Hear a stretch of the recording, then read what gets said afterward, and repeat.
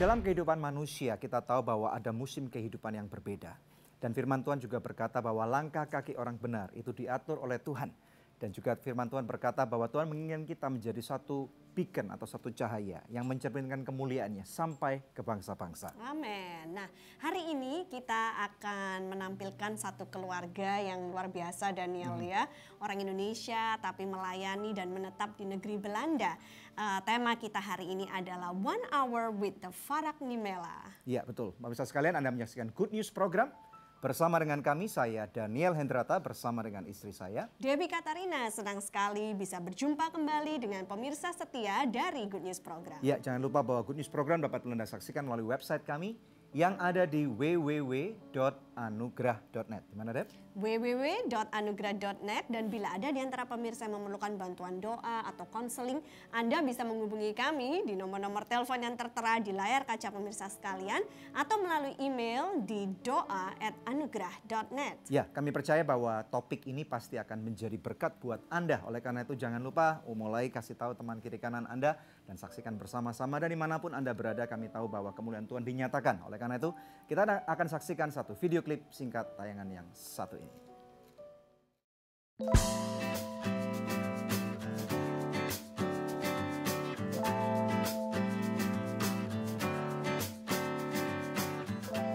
Pada episode sebelumnya, Good News Program membuat episode spesial Good News on the Move Holland. Selama di Belanda, Pastor Daniel dan Pastor Debbie disambut hangat oleh keluarga dari Farak Nimela. Kali ini, giliran Good News yang menjamu keluarga ini. Pastor Victor Farak Nimela bersama istrinya Vivi Farak Nimela mengembalakan Full Gospel Missions Church di Belanda. Bersama kedua putrinya melayani dan menjalani panggilan Tuhan di negeri yang jauh dari tanah air. Mereka akan bercerita mengenai perjalanan pelayanan dari keluarga Farak Nimela, mulai dari perintisan di Belanda, hingga saat ini mereka sudah banyak menjadi berkat bagi tubuh Kristus lainnya. Jangan lewatkan keseruan dari The Farak Nimela hanya di Good News Program. Saya berdoa dan Tuhan bicara bahwa kamu istri saya. Wow.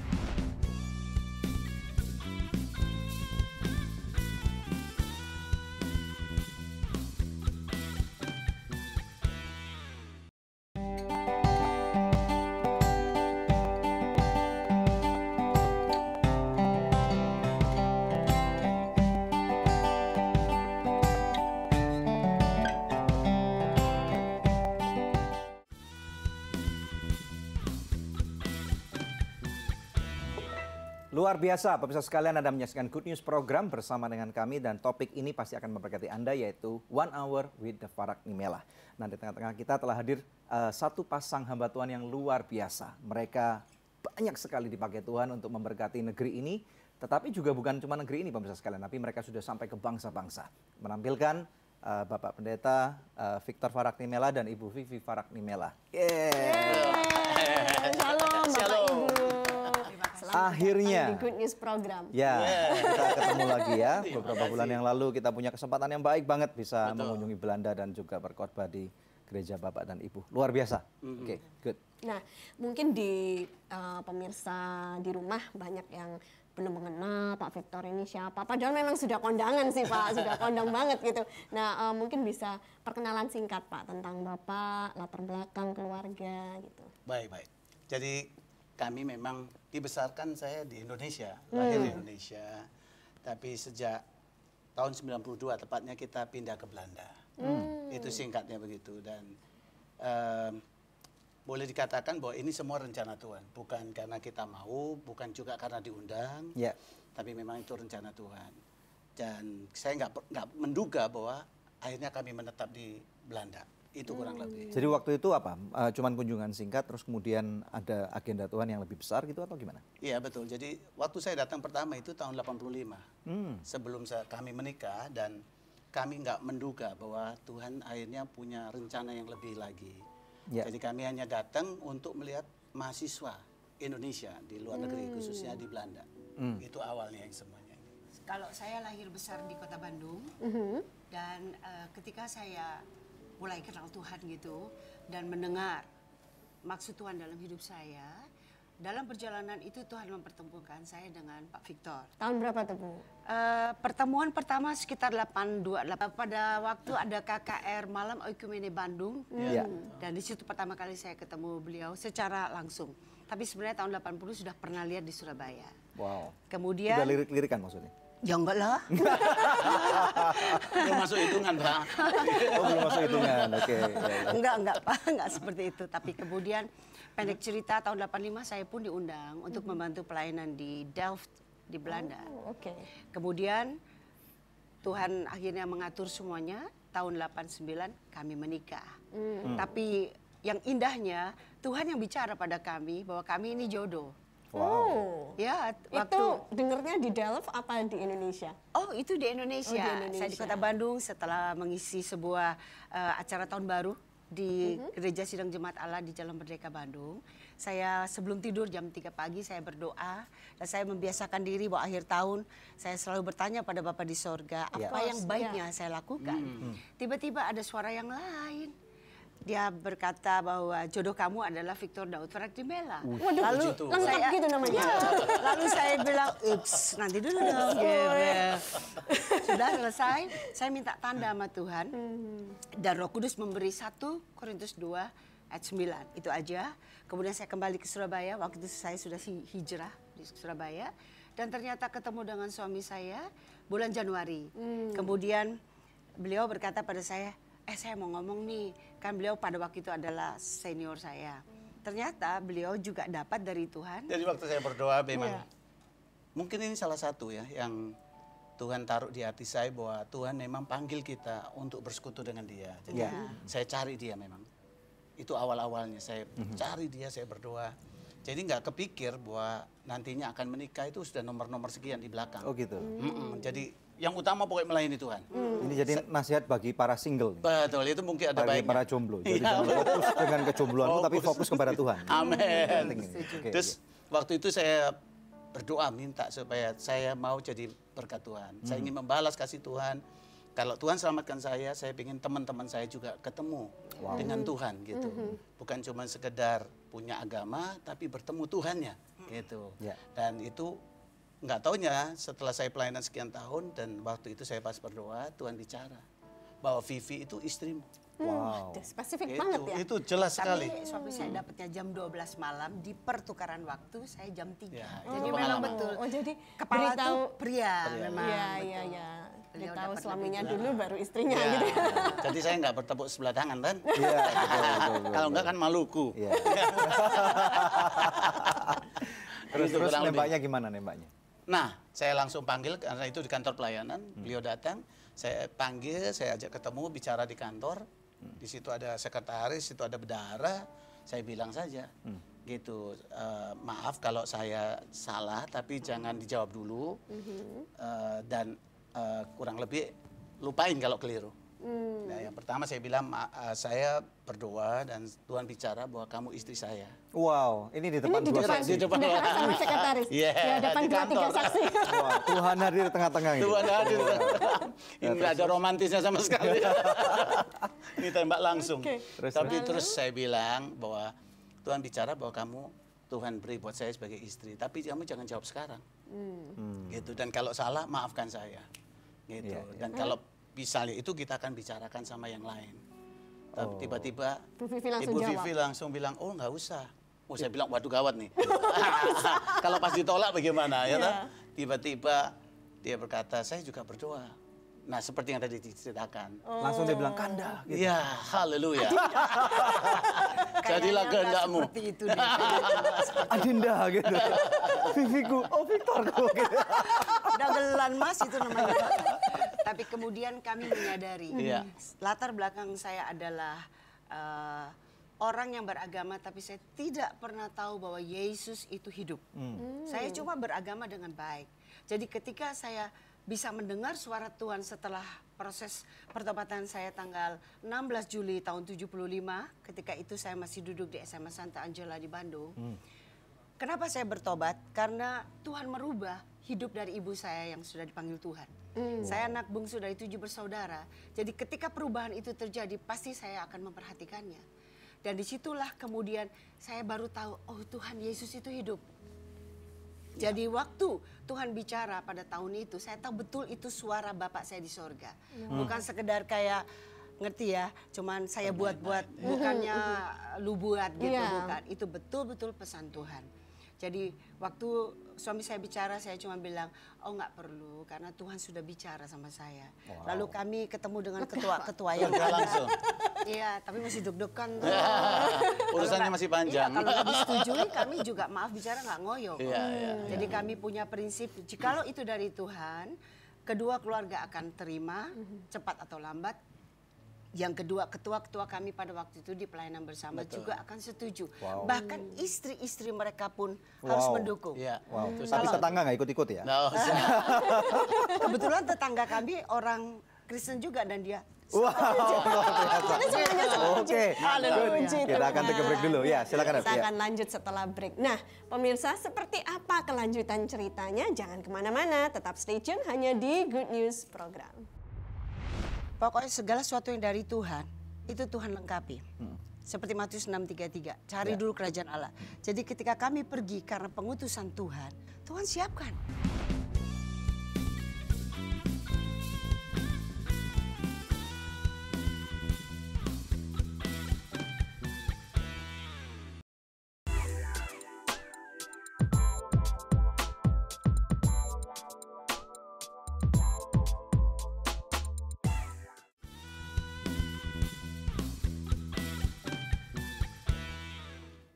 One Hour with the Farak Nimela. Kembali dalam Good News Program, kita langsung lanjut dengan perbincangan kita.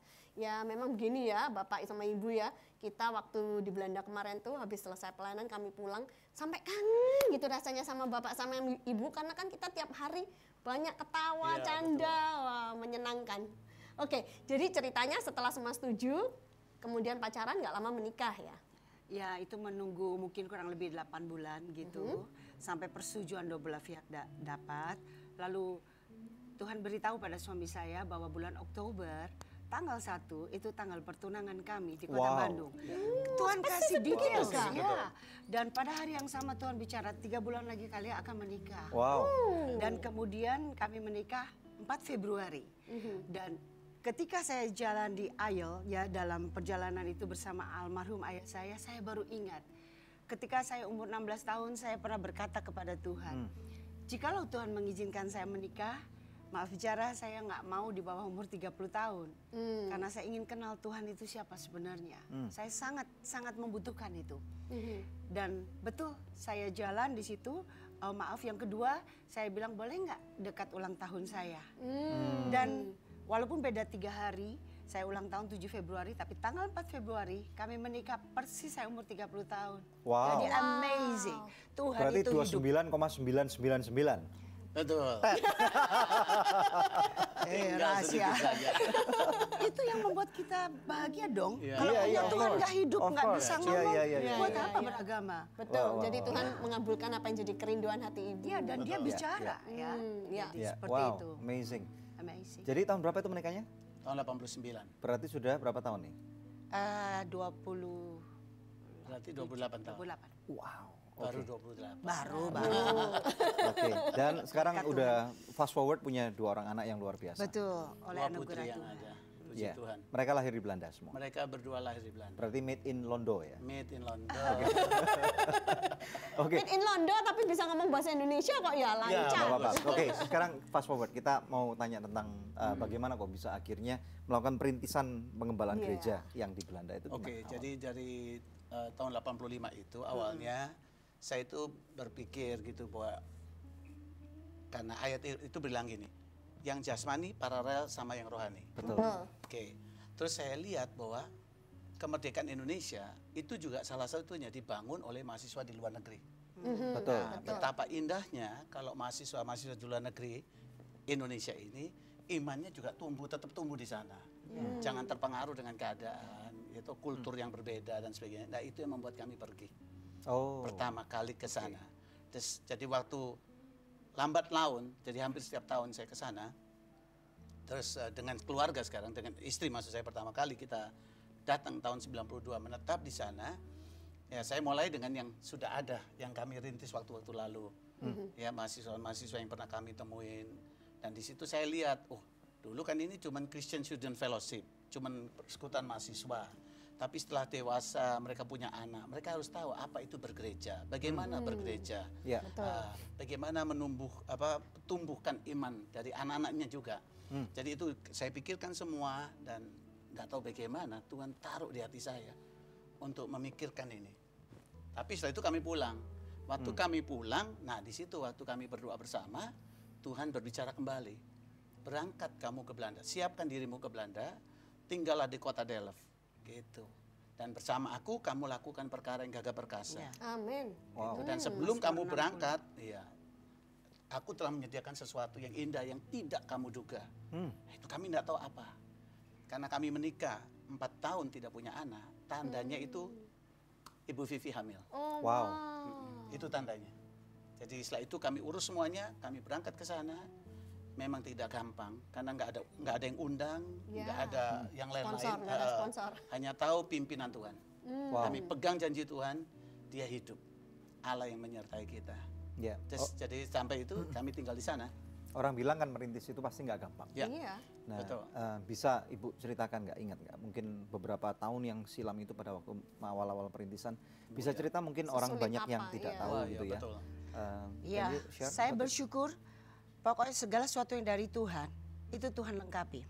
Seperti Matius 6:33, cari dulu kerajaan Allah. Jadi ketika kami pergi karena pengutusan Tuhan, Tuhan siapkan keluarga-keluarga yang memang cinta Tuhan.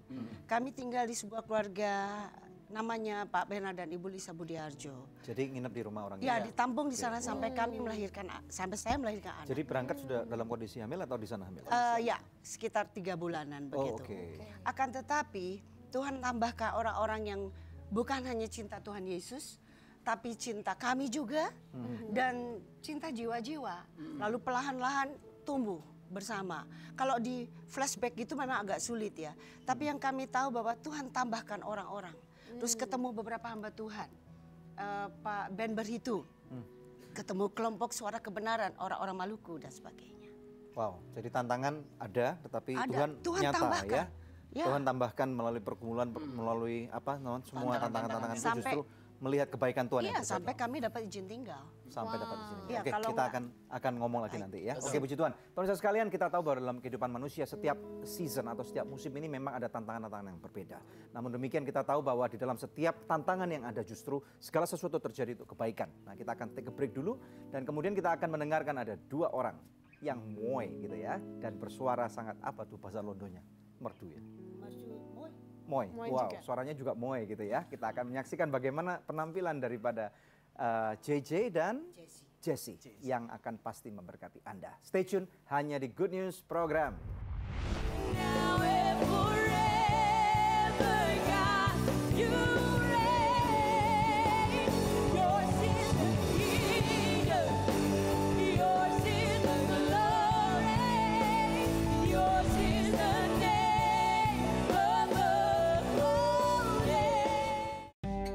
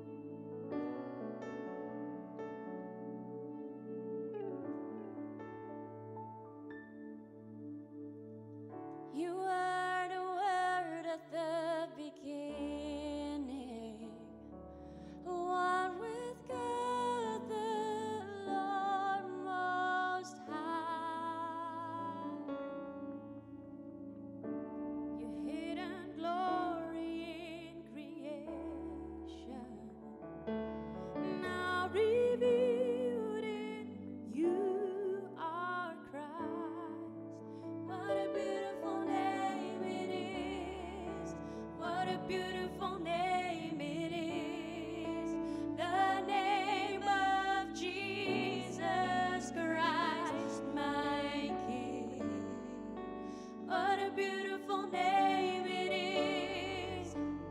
Nothing compares to this. What a beautiful name it is. The name of Jesus.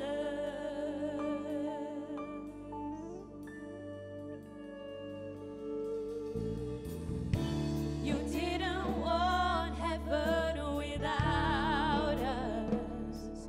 So Jesus, you brought heaven down.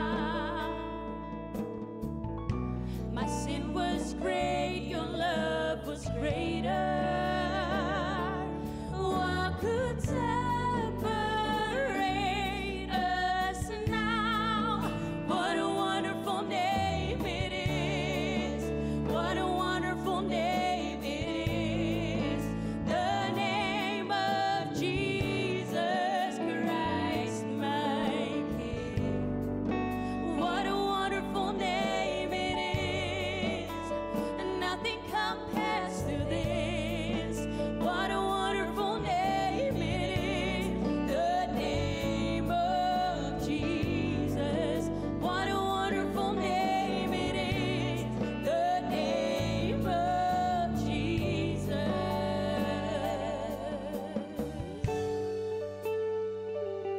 Wonderful name of Jesus.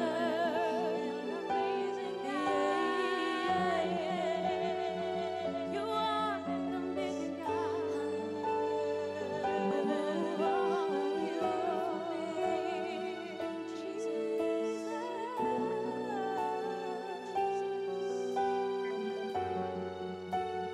Death could not hold the veil tore before. You silenced the boast of sin and grave. The heavens are roaring the praise of your glory. For you are raised to life again, and you have no rival, and you have no equal, and now and forever, God, you reign. Yours is the kingdom, yours is the glory, yours is the name above all names. What a powerful name it is. What a powerful name it is. Amen. The name of Jesus Christ, my King. What a powerful name it is. Nothing can stand against. What a powerful name it is.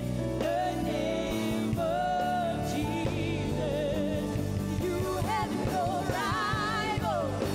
You have no equal. And now and forever, God, you reign. Yours is the kingdom.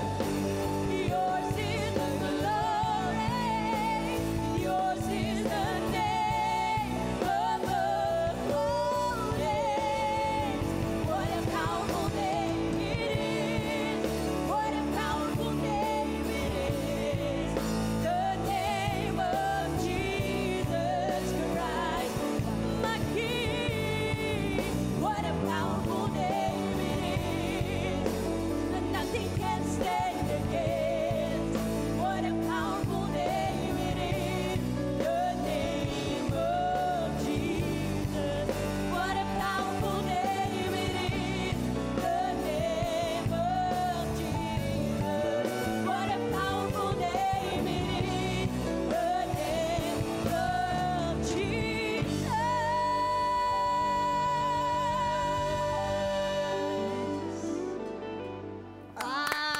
Joy and Jessica, silakan. Ya, it's good to Selamat see you guys. datang di again. Good News Program. Betul kan suaranya moe kan? Moy, orangnya juga Orangnya juga moe. Masih single nih dua-dua ya. Iklan, single. Well, tadi lagu, bisa cerita nggak lagu yang tadi kalian nyanyikan itu, what does it mean to you guys gitu? What a Beautiful Name namanya. Terus emang in the hard times of my life, I can always rely on Jesus' name. Nah itu juga dinyanyikan di lagu ini. Terus itu beneran juga peneguhan buat saya. Oke. Yang kakak yang mana? Yang adik yang Saya mana? yang kakak. Saya yang adik. Oke, good. Joy panggilannya JJ. Kalau Jessica panggilannya Jessie. Oke. Good. Nah, selama kalian mengikuti pelayanan Papa dan Mama gitu, apa yang kalian lihat dan kalian pelajari selama ini? Buat JJ secara pribadi yang sangat berkesan, yang JJ lihat dari Mama dan Daddy adalah mereka sungguh-sungguh orang yang tahan uji. Gitu. Jadi mereka bukan orang yang gampang give up atau gampang putus asa. Tapi mereka selalu bilang, udah kita berdoa aja atau kita tetap berjuang bersama-sama. Dan itu suatu hal yang sangat JJ admire dari mereka. Kalau misalnya ada sesuatu yang mungkin membekas di benak JJ, kira-kira apa yang tentang kamu ceritakan tadi itu? Ada contoh nggak? Ada, sebenarnya ada banyak, makanya JJ harus mikir dulu. Tapi salah satu hal yang selalu Mama Daddy ajar kepada JJ dan JC adalah kalau apapun kita alami gitu, itu mau hal yang daily things atau itu suatu hal yang rohani, tapi mereka selalu mengingatkan kami berdua untuk selalu balik ke Tuhan dan tanya Tuhan dulu dan selalu berdoa. Jadi setiap kita ada masalah atau ada pergumulan atau kesusahan, mereka selalu bilang, udah kamu doa aja. Jadi itu yang akan saya pegang sampai nanti saya tutup mata, bahwa orang tua saya mengajar saya untuk selalu berdoa. That's good. Wow, keren. Kalau kamu? Ya buat saya juga sama juga never give up on people juga, karena I've seen so many things happen to my parents. Terus menurut saya kok bisa ya Tuhan, kan my parents are good people, kok bisa people treat them like that, and then mereka selalu give them love, and that's something I learned too. Good. Nanti saya mau tanya nih, menjadi orang muda kan tantangan begitu banyak. You have a lot of challenges. Apalagi tinggal di Belanda, negara yang very free, semuanya boleh dilakukan, termasuk marijuana pun legal, gitu kan. Terus kemudian sex is free, you can do all free sex. Dan kemudian kamu bisa melakukan semua hal yang tidak baik, yang dunia bisa pikirkan. So, how do you guys, bagaimana cara kalian bisa bertahan sampai menjadi seperti, I believe kalian anak baik-baik gitu loh. Amin. Orang tua nggak boleh ikut-ikut ya. Oke, untuk menjawab pertanyaan tadi, saya rasa orang tua itu juga dan keluarga, juga komunitas itu suatu hal yang penting. Karena kita ada sebuah komunitas JC Generation itu buat semua youth, anak-anak muda di gereja kita, dan juga kita ada Eagles Teen sekarang, di mana kita create sebuah community di mana mereka bisa benar-benar feel at home.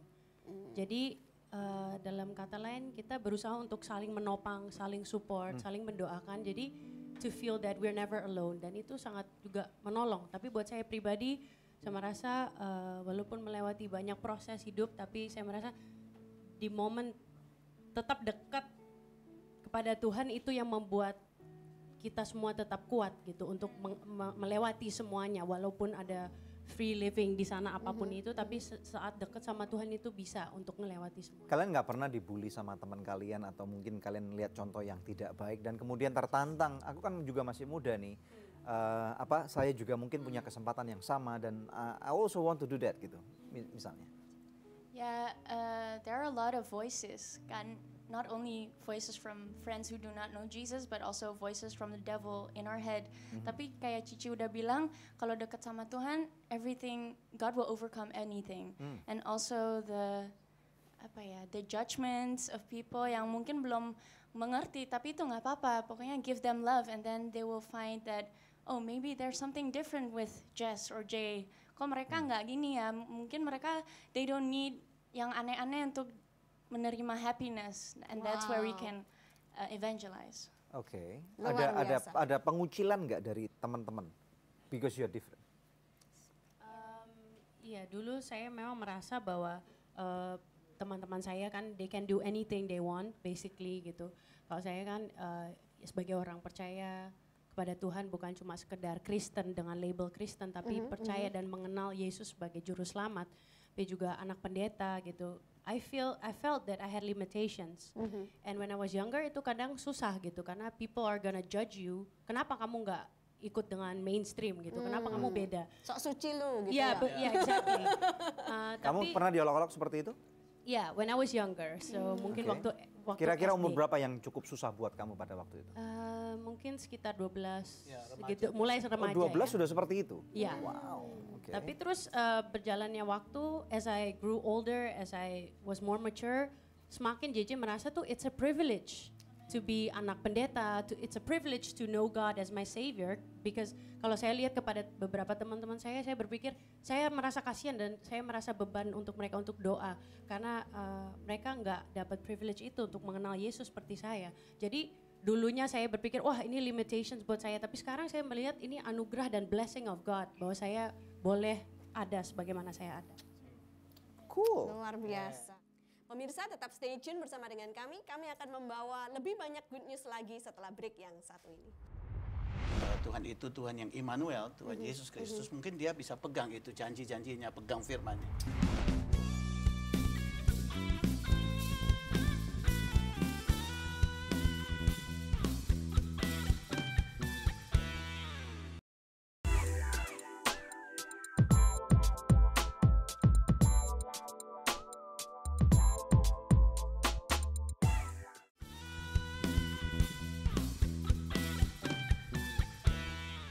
Kembali bersama kami dalam Good News Program One Hour with the Farak Nimela. Dan sekarang lengkap sudah pasukannya.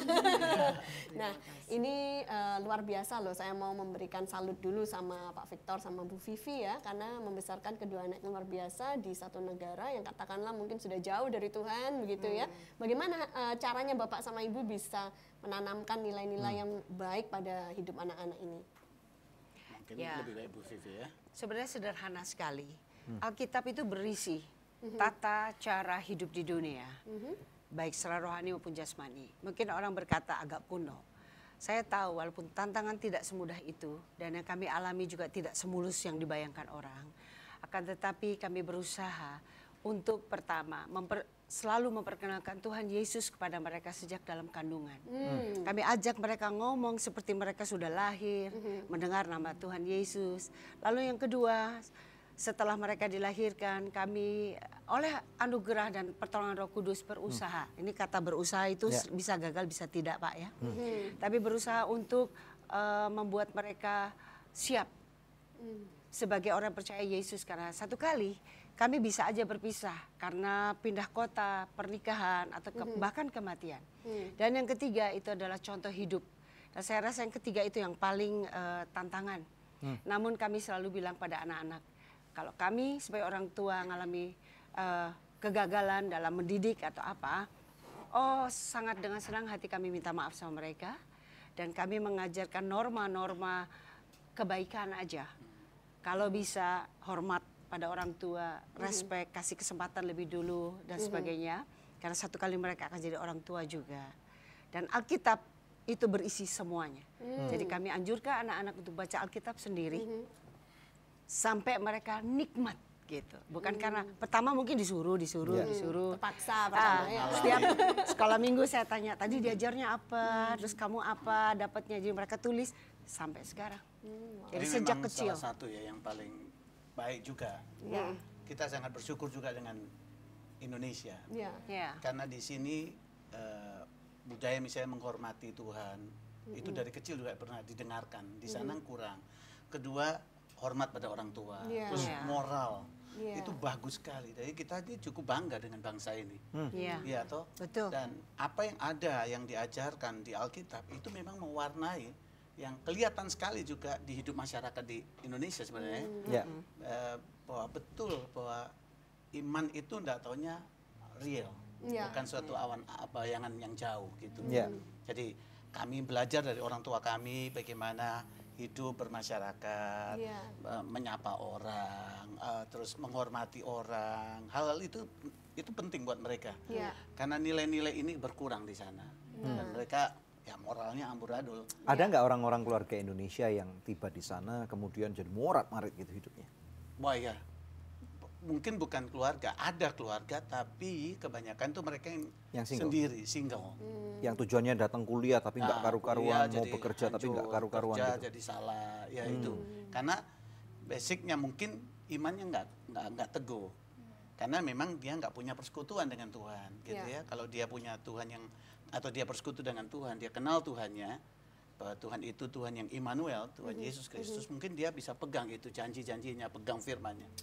Tapi karena enggak, waduh bahaya sekali. Ya, ya. Gitu. Dan mungkin juga nggak ketemu komunitas Oh, iya, yang betul. menolong mereka. Itu penting sekali ya. Ya, soal ancur-ancuran di Indonesia juga bisa kok Pak Bener. ancur-ancuran. Ya, di mana aja bisa. Bukan hanya Ya. di negeri Belanda, tapi yang saya kagum kepada Tuhan Yesus yang cinta semua bangsa, itu mempertemukan paling tidak kami dengan orang-orang yang mengalami situasi semacam itu. Dan puji Tuhan, cepat atau lambat mereka dipulihkan kembali oleh Ya, Tuhan. itu hal yang Itu baik. yang membuat kadang-kadang kami itu nggak bisa begitu saja melupakan kebaikan Tuhan di tengah tantangan, karena kami lihat loh orang yang rusak seperti apapun begitu kena Tuhan Yesus, karena mungkin salah satunya ketemu dengan komunitas di mana kami berada, amazing, mereka berubah, mereka Yes, ajaib. Bisa nggak Tuhan, cerita tanpa menyebut nama dan kasus secara jelas gitu ya, supaya maksudnya ada kesaksian supaya kita bisa tahu. Misalnya Salah bagaimana? satunya misalnya ada satu anak muda ya di kota Den Haag. Saya datang, saya berkunjung ke satu keluarga. Ya. Saya lihat wajah anak ini itu hopeless sekali. Dan tidak taunya memang dia lari. Umur berapa anak itu waktu itu? Wah, kurang lebih umurnya kalau nggak salah 19-20-an gitu. Ya. Waktu saya ketemu, saya lihat kok kasihan wajah ini. Nah, saya baru kenal dengan keluarga ini. Terus saya tanya, boleh kenal nggak sama dia? Oh boleh, kenalin. Dia juga carilah tempat untuk dia bisa taruh hidupnya lah, untuk dia masih tenang gitu. Terus saya ajak omong, kasihan sekali. Jadi dia datang sebagai mahasiswa gitu, dan nggak taunya studinya gagal karena kultur budaya yang beda. Terus dia cari jalan sendiri gitu. Akibatnya itu yang bahaya. Akhirnya dia masuk ke dunia yang gelap. Ya jadi pengedar drugs, pemakai drugs, dan juga akhirnya hidup jadi nggak karu-karuan, brutal. Ya udah lakukan kejahatan, akhirnya dia kena penyakit. Dan waktu saya ketemu dia, itu dia kena penyakit. Ya, HIV. Wow. Dan ini nggak bisa disembuhkan. Tapi waktu saya ketemu, saya nggak tahu kalau dia dalam kondisi ini. Gitu. Tapi waktu saya bicara dan Tuhan menjamah dia. Dan saat itu dia bilang, apa betul Tuhan mengasihi saya? Saya bilang, Tuhan Yesus mati di kayu salib untuk menebus semua hidup manusia, termasuk Anda. Dan kalau kamu datang kepada dia, dia bukan hanya mengubah hidupmu, dia beri hidup baru. Amin. Kan saat itu dia bilang, saya mau. Terus setelah itu saya bawa ke gereja, dia datang ke gereja kami, Full Gospel Mission Church, dan dia ketemu anak-anak muda. Dia bilang, wah gereja kayak begini nih yang saya butuh, anak-anak muda yang istilahnya yang hidup, yang betul-betul baik. Dan baru dia bilang bahwa dia kena penyakit ini. Wow. Wah, Itu kan kaget jadi tantangan saya. juga Pak. Sudah terlanjur masuk, dan itu bahaya sekali. Ya, tapi saya percaya bahwa ada Tuhan Amin. di dalam gereja ini. Dan memang setelah itu saya bilang, kamu harus ketemu untuk direhabilitasi. Dia takut sekali, tapi setelah ketahuan, diberitahu ke sana, ke Kota Madya lah ya, pokoknya dibantu. Dia dibawa ke satu tempat dan dia direhabilitasi di sana, tapi diisolasi.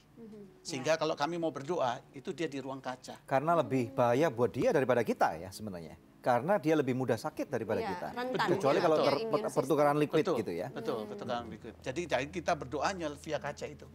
Dan yang ajaib dia sembuh total. Wow, Sembuh total. puji Tuhan. Sampai hari ini, itu hebatnya. Sekarang orang ini bagaimana hidupnya? Sekarang dia bekerja dengan baik. Memang dia tinggal di satu kenalan yang masih family. Karena di sana dia bisa bekerja. Jadi kalau kadang-kadang sebulan sekali dia datang ke kota kami kembali, ke Delft. Tapi tiap kali dia ada kontak. Dan kita punya namanya pertemuan care atau pertemuan kecil, ya sel gitu, yang bisa kontak dia terus. Ya, dia kontak dengan leadernya dan grup yang ada. Jadi mereka bisa kontak, makan sama-sama, dan seringkali dia datang kembali ke gereja. Dan saya lihat sesuatu yang luar biasa. Dan Amazing. orang ini sembuh total. Sembuh total. Praise the Lord. Nama Tuhan Sembuh total. dipermuliakan. Supernatural. Tuhan hebat. biasa. Ya. Ya, oke, kita akan take a break dulu ya. Ya, pemirsa sekalian, apapun masalah yang terjadi, mungkin tidak ada pengharapan sekalipun yang paling berat yang mungkin saat ini Anda bisa pikirkan gitu ya. Dan kita tahu bahwa setiap masalah yang kita punya, hati kita akan berkata, atau mungkin tepatnya pikiran kita akan berkata bahwa masalah ini adalah masalah yang paling besar. Orang lain nggak akan bisa mengerti, masalah orang lain nggak mungkin sebesar masalah kita. Tetapi percayalah bahwa masih ada jalan keluar ya. Dan di layar televisi Anda ada nomor-nomor telepon di mana Anda dapat hubungi kami. Dan akan ada tim doa yang akan bekerja sama dengan Anda, berdoa bersama dengan Anda. Dan kuasa doa itu besar sekali. Dan Tuhan Yesus hidup dalam kehidupan ini secara real. Dan Tuhan mau tinggal dalam diri Anda. Oleh karena itu jangan kemana-mana, stay tune hanya di Good News Program. Untuk jadi tua nggak usah ngapa-ngapain, tua sendiri gitu. Toh? Betul. Tapi untuk jadi dewasa, Nah, itu harus dididik.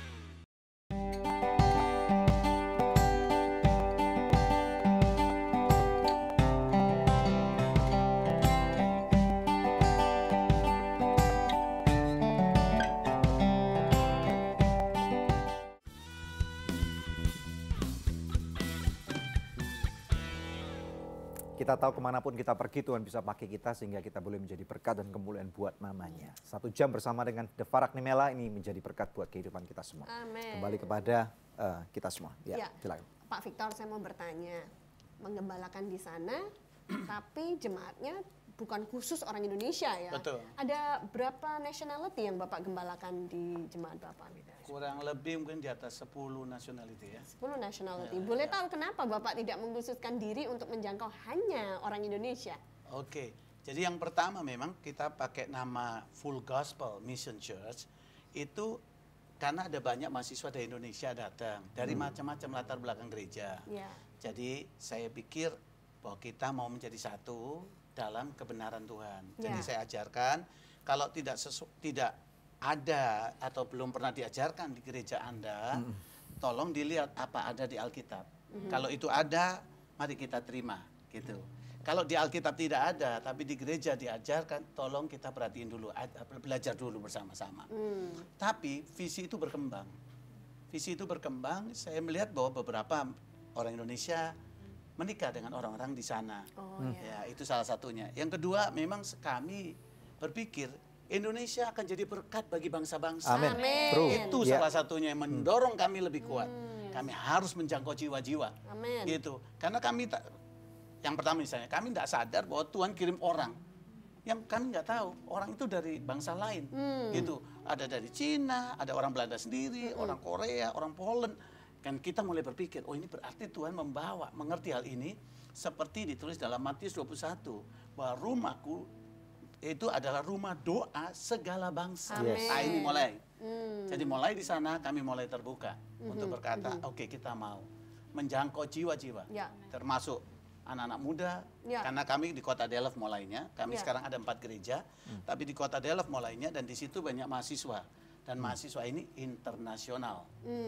Itu mulainya. Nah, ngomong-ngomong soal anak-anak muda, ini Betul. penting sekali ya. Puji Tuhan bahwa Joy dan Jessica mau terlibat melayani. Karena Betul. kalau sebuah gereja nggak punya anak-anak muda, maka tinggal tunggu waktu nih, gereja itu akan jadi museum. Betul. Dan ini banyak terjadi di Eropa ya. Betul. Gereja yang megah-megah bangunannya, sudah tidak ada ibadah, tidak ada jemaat, tapi hanya dipakai untuk museum. Bagaimana Bapak dan Ibu memastikan bahwa gereja Full Gospel Mission Church tadi tetap on fire dan juga mementorkan anak-anak mudanya? Iya, saya rasa Ibu Vivi lebih banyak bergerak di anak muda, jadi mungkin lebih bagus kalau dia yang bicara sebentar. Bu Vivi youth pastornya ya. Yes, sekalian. Memang kelihatan selalu youth. Kok. Selalu youth. Iya. Luar biasa. Bu Vivi yang cantik dan awet muda. Silakan Bu. Glory to God. Oke, Tuhan telah memberikan kepada kami beberapa firman Tuhan. Salah satunya adalah dari Matius 28 untuk memuridkan bangsa-bangsa, ya, bagi Kristus. Kata murid itu tidak kenal usia, tidak kenal bangsa, tidak kenal latar belakang. Itu sebabnya Tuhan menolong kepada kami, terutama suami saya, menerima hikmat dari Tuhan untuk memuridkan baik senior, dewasa muda mungkin kalau di sini istilahnya, lalu anak-anak muda, anak-anak remaja, dan sekolah minggu melalui sebuah kegiatan yang disebut Bible Study. Tapi di kami disebut tangga sukses atau the ladder of success. Dan itu mulai diikuti dari anak kurang lebih sekarang umur 10 tahun boleh ikut lah, 10-11. Dan itu membuat istilahnya jemaat yang Tuhan percayakan itu terdidik. Karena secara manusia kita hanya bisa seperti Paulus bilang Roma 12 menasehatkan. Tapi bagaimana membuat mereka melibatkan Roh Kudus dalam hidup mereka itu perlu diajar. Suami saya sering berkata untuk jadi tua nggak usah ngapa-ngapain, tua sendiri gitu. Toh? Tapi untuk jadi dewasa, itu harus dididik. Makanya atas permintaan beliau, saya dan beberapa rekan-rekan hamba Tuhan di FMC itu menangani yang disebut the ladder of success. Nah, termasuk kedua putri-putri kami juga dari kelas 0 mereka ikut, maksudnya dari kelas dasar. Pre-encounter, lalu ada post-encounter, lalu school of leader, lalu ditutup dengan sent, pengutusan. Kami berusaha melibatkan mereka semua. Kalau nggak kasihan dong, mereka cuma jadi orang Kristen, tapi tidak berhasil menjadi murid Tuhan. Dan prinsip Alkitab adalah kamu nanti memuridkan juga yang lain. Kami bilang pada putri-putri kami, bukan soal kamu sempurna, tapi ketika kamu mendapat pemuridan dari Tuhan Yesus dan itu bicara adalah share life dari Tuhan, nggak susah untuk kamu untuk share your life untuk yang lain. Sekalipun kalian terbatas, it doesn't matter. Ya toh? Nah, jadi itulah salah satu dasar aktivitas yang kami lakukan. Sampai ada murid umur 80 juga ada. Oh wow, keren banget ya. Dan pemerintah Belanda dipakai Tuhan. Kami diwajibkan untuk sekolah bahasa, untuk izin tinggal. Disitulah kami ketemu dengan bangsa-bangsa. Nah itu ditantang lagi. Gitulah. Dalam bahasa Belanda yang terpatah-patah begitu. Tapi kalau anak-anak lancar nih ya. Lancar mereka. Joy di gereja in charge dalam hal apa? Sekarang saya adalah youth leader di gereja kami, Full Gospel Mission Church. Sekarang sudah jalan 4 tahun kalau nggak salah. Wow. Kalau Jessica? Kalau JC remaja, pegang remaja namanya Eagles Teens. Jadi pengurus tuh minta supaya mereka jadi leader gitu. Tadinya kami pikir nggak usah gitu karena kami ini sibuk semuanya. Tapi mereka bilang harapkan untuk hal itu dan ya sudah kalau memang itu kehendak Tuhan dan pengurus setuju dan mereka terlibat di sana ya udah dan nggak taunya tambah menyala. Gitu. Suami saya pernah beberapa kali ingatkan anak-anak yang gembala itu bukan kalian, tapi mama dan daddy. Jadi sulit untuk mereka menempatkan diri sebagai pribadi mereka, tapi juga sebagai anak pemimpin rohani. Jadi kalau kami menolong mereka untuk mengerti bahwa mereka harus bertumbuh normal, kami tidak mau mereka punya double life. Hanya gara-gara status jadi mereka suci gitu, enggak. Harus mengalami sendiri pertobatan itu seperti yang kami alami. Makanya menduduki fungsional seperti itu anugerah Tuhan saja. Puji Tuhan. Anugerah Tuhan. Kita akan lanjut setelah break ya, tetapi sebelum break pemirsa ada doa yang sudah terjawab yang saya rindu bacakan untuk pemirsa sekalian. Setelah didoakan ada seorang ibu ini mengirimkan SMS kembali dan berkata, "Shalom, berkat doanya pemasangan ring jantung suami saya berjalan dengan baik, tidak ada komplikasi baik pada jantung, paru-paru dan ginjalnya. Tuhan memberkati." Tuhan memberkati ibu. Masih adakah di antara pemirsa yang memerlukan bantuan doa atau konseling? Anda bisa menghubungi kami di nomor-nomor telepon yang tertera di layar kaca pemirsa sekalian atau melalui email di doa@anugerah.net sebab pasukan doa kami sudah siap untuk membantu Anda. Pemirsa tetap stay tune bersama dengan kami akan kembali lagi dalam Good News program. Saya melihat Anda yang menyaksikan acara ini adalah orang-orang yang mempunyai destinasi Tuhan.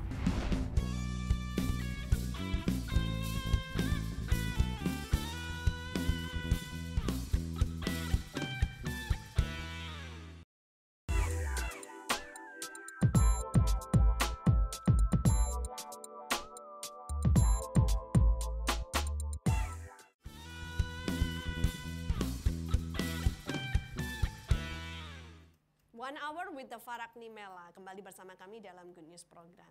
Nah, Pak Victor, Ibu Vivi ini sebelum menutup program Good News hari ini, bisakah memberikan kata-kata dorongan nih Pak ya, buat khususnya gereja-gereja yang ada di Indonesia, bagaimana supaya bisa bangkit gitu untuk menjadi berkat buat bangsa-bangsa seperti yang tadi Bapak dan Ibu bagikan. Ya, mungkin Joy tambahkan sedikit buat anak muda sebentar, terus saya akan silakan. bicara. Ya kan Joy? Anak muda. Khusus buat semua anak-anak muda, pemirsa yang sedang menonton acara ini, saya hanya ingin berkata bahwa tetaplah terus dalam doa. Dan tetap terus dekat kepada Tuhan, tapi lebih dari itu, no matter what you've done, where you've been, itu nggak akan pernah membuat Tuhan berhenti untuk mengasihi Anda sekalian. Jadi teruslah balik kepada Tuhan apapun yang telah terjadi, karena Tuhan selalu dengan open arms akan menerima setiap dari kalian. Amin. Amin. Iya, kalau anak muda didorong kan harus maju memang. Yeah. Jadi memang itu kita tahu bahwa semua perubahan itu pasti didahului dengan anak-anak muda. Jadi penting. Jadi itu saya tekankan bahwa anak muda harus maju. Jadi gereja, khususnya gereja-gereja Indonesia, tolong tetap memikirkan anak-anak muda. Regenerasi, melatih mereka, mempercayai mereka, menyemangati mereka. Dan itu saya rasa yang pernah kami alami juga waktu kami di Indonesia. Sedangkan untuk gereja-gereja Indonesia yang ada, saya bangga melihat pertumbuhan sebenarnya di Indonesia. Tapi saya juga mengencourage, mendorong supaya memikirkan bahwa Indonesia harus jadi berkat bagi bangsa-bangsa. Amin. Ya, kita mulai berdoa untuk bangsa lain, kita pikirkan mereka supaya mereka bisa mengalami janji Tuhan yang indah. Iya. Kalau saya rasa seperti yang saya lihat dari anak saya, Jesse, itu dia dapat belas kasihan yang kuat dari Tuhan. Jadi bukan soal kita berpendidikan atau rohani tinggi, enggak. Tapi punya belas kasihan untuk jiwa-jiwa, untuk generasinya. Demikian juga kami, dia pendoa. Itu sebabnya menangisi, sembahyang untuk orang lain itu sangat penting. Kami membiasakan diri, saya sembahyang, nangis untuk jiwa-jiwa wanita, suami saya untuk pria, JJ untuk anak-anak muda, NJC untuk remaja, supaya gereja-gereja di Indonesia bangkit bukan karena beragama, tapi bukan karena sentuhan Roh Kudus. Akibat didoakan juga program ini juga kami sembahyang. Oh, terima kasih. Ya, supaya ini menjadi satu kegerakan putaran Allah yang dahsyat dan luar biasa, menyebar kemana-mana. Roh Tuhan diimpartasi. Ya toh Jess? Doa toh? Ya, Good, terima kasih sekali. Kami sangat diberkati sekali dengan The Farak Nimela. Ada di Good News Program. Senang sekali, suatu kehormatan akhirnya bisa mampir ke Good News Program. Dan biarlah Tuhan terus pakai gereja Anda, FMC, dan seluruh jemaat yang ada, seluruh leadership yang ada, sehingga orang-orang Indonesia yang ada di luar negeri, mereka pun menjadi kemuliaan yang besar buat nama Tuhan. Ya, terima kasih. Oke, puji Tuhan. Saya yakin pemirsa sekalian Anda pun juga diberkati dengan tayangan ini. Mari kita lihat daripada firman Tuhan yang akan kita lihat bersama-sama. Haleluya. Daripada kitab Mazmur 37, kita lihat bersama-sama daripada ayat 22 sampai dengan ayat 24. Firman Tuhan berkata, Mazmur 37 ayat 22 sampai dengan 24, sesungguhnya orang-orang yang diberkatinya akan mewarisi negeri. Oke. Dan kemudian tetapi orang-orang yang dikutukinya akan dilenyapkan. Tuhan menetapkan langkah-langkah orang yang hidupnya berkenan kepadanya. Apabila ia jatuh, tidaklah sampai tergeletak, sebab Tuhan menopang tangannya. Nah, firman Tuhan adalah iya dan amin. Firman ini adalah hidup. Dan apa yang Tuhan tulis di dalam firman-Nya, ini adalah sebuah janji. Dan janji Tuhan itu selalu akan ditepatinya. Nah, kerap kali di dalam kehidupan kita sebagai anak-anak Tuhan, kadang-kadang kita nggak sabar gitu ya. Kita kerap kali bertanya kepada Tuhan, Tuhan, Engkau katakan bahwa aku adalah orang benar. Engkau katakan perlindungan-Mu nyata. Engkau katakan bahwa anak-anakku dan kehidupanku akan mewarisi negeri. Tetapi mana buktinya Tuhan? Nah, pemirsa sekalian, perlu kita mengerti bahwa Tuhan tuh bekerja bukan dengan dasar apa yang saudara dan saya kehendaki. Tetapi Tuhan punya satu SOP, Tuhan punya satu line, standar gitu ya. Yang mana Tuhan ini spektrumnya sangat besar. Mungkin sebagai manusia kita ini berurusan dengan nomor satu misalnya keluarga kita, dengan komunitas kita, dengan kota, dengan bangsa kita. Tetapi Tuhan ini mengurus ada 7 miliar manusia lainnya gitu ya. Dan kemudian Tuhan mengurus alam gitu ya. Bagaimana alam semesta ini berputar pada poros yang benar dan tidak bertumpukan satu dengan yang lain. Jadi kadang-kadang perlu kita mengerti, jadilah dewasa. Tadi Pak Victor mengatakan, Bu Vivi mengatakan, menjadi tua Anda nggak perlu melakukan apa-apa, tetapi menjadi dewasa Anda perlu persiapan. Nah, saya melihat Anda yang menyaksikan acara ini adalah orang-orang yang mempunyai destinasi Tuhan. Tuhan punya janji, Tuhan punya appointment dalam kehidupan Anda, dan Tuhan punya, God is very interested in you. Tuhan sangat tertarik kepada kehidupan Anda. Anda adalah biji matanya Tuhan. Tuhan pasti akan pakai Anda, keluargamu, istrimu, suamimu, anak-anakmu. Mungkin saat ini Anda tidak bisa melihat janjinya Tuhan. Tetapi dengar baik-baik, teguhkan dan kuatkan hatimu. Bahwa Tuhan adalah Tuhan kita yang hidup. Tuhan kita adalah Tuhan yang dinamis. Dia akan bekerja dengan cara yang kita tidak dapat mengerti gitu ya. Segala sesuatu mungkin kehancuran atau proses atau sakitnya Anda dikhianati orang. Atau mungkin sakit penyakit atau jatuhnya bisnis Anda ini sangat menyakitkan. Tetapi dengar baik-baik. Pada waktu Tuhan menegakkan gitu ya. Janji Tuhan di sini dikatakan bahwa Tuhan sanggup menopang gitu ya. Dan orang yang benar walaupun dia jatuh, Tuhan tidak akan biarkan Anda tergeletak. Dan Tuhan akan menopang kehidupan Anda. Saya berdoa di akhir daripada program ini. Biarlah apa yang terjadi di dalam kehidupan hamba-hamba Tuhan yang Anda saksikan. Keluarga yang diberkati gitu ya. Anak-anak yang luar biasa. Kehidupan yang berdampak gitu ya. Berkat-berkat Tuhan ini terus mengalir dalam kehidupan mereka. Gereja mereka bertumbuh dengan cara yang luar biasa. Mungkin banyak orang berkata, wow, hidup kalian luar biasa enak. Dan saya percaya apa yang menjadi showcase kerajaan surga di tempat ini akan menjadi showcase pula, ditularkan dalam kehidupan Anda. Dan biarlah saya berdoa, biarlah iman dalam kehidupanmu, kemuliaan Tuhan itu bertumbuh daripada kehidupan Anda. Dari satu iman ke iman yang lebih tinggi, dari satu glory, satu kemuliaan ke kemuliaan yang lebih besar. Dan nama Yesus bercahaya dipermuliakan dalam kehidupan Anda. Ya, Anda adalah orangnya di dalam nama Tuhan Yesus Kristus. Mau berdoa bersama dengan saya? Mari kita berdoa.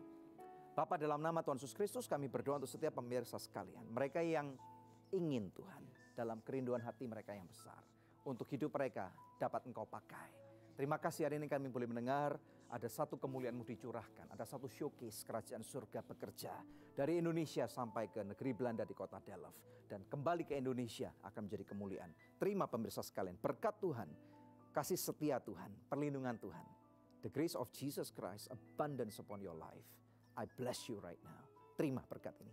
Dari kepala sampai dengan ujung kaki. Tidak kekurangan suatu apapun juga. Sakitmu sekarang, I declare it right now. Kamu sembuh dengan bilur Yesus. Kamu sembuh. Bisnismu yang jatuh, Tuhan sanggup pulihkan. Teguh dan kuatkan hati saudara. Bisnismu akan dibangkitkan. Engkau akan menjadi kesaksian yang besar. Ya, Anda yang bahkan mandul, tidak bisa punya anak. Sekarang juga engkau akan mendengarkan kemuliaan Tuhan. Kabar baik Tuhan telah datang. Engkau akan mempunyai keturunan yang ilahi. Anak-anak yang akan mempermuliakan nama Tuhan bersama dengan kehidupan Anda. Terima. Sekarang juga keluargamu dipulihkan Tuhan. Suamimu akan pulang kembali. Istrimu akan dipulihkan oleh Tuhan. Hubunganmu yang retak. Neraka duniamu ini akan menjadi surga dunia. Terima, pemirsa sekalian, terima. Dalam nama Yesus, kemuliaan Tuhan dinyatakan dalam kehidupan saudara. Mulai sekarang sampai selama-lamanya. Haleluya, yang diberkati Tuhan bersama dengan kami, katakan amin. Haleluya. Wow, pemirsa, satu episode yang luar biasa telah kita lewati bersama. Kami percaya pemirsa diberkati, sama seperti kami di studio juga diberkati. Amen. Tiba saatnya untuk kami pamit undur dari hadapan pemirsa, hanya untuk berjumpa kembali di pekan yang akan datang, di hari, jam, dan stasiun televisi yang sama. Saya, Debbie Katarina, bersama dengan suami saya, Daniel Hendrota, dan jangan lupa untuk subscribe juga di channel YouTube kami dan juga Facebook Live. Kami sering mengadakan Facebook Live dan ini akan juga mengikuti kehidupan Anda. Oke, terima kasih Tuhan Yesus. Tuhan Yesus memberkati.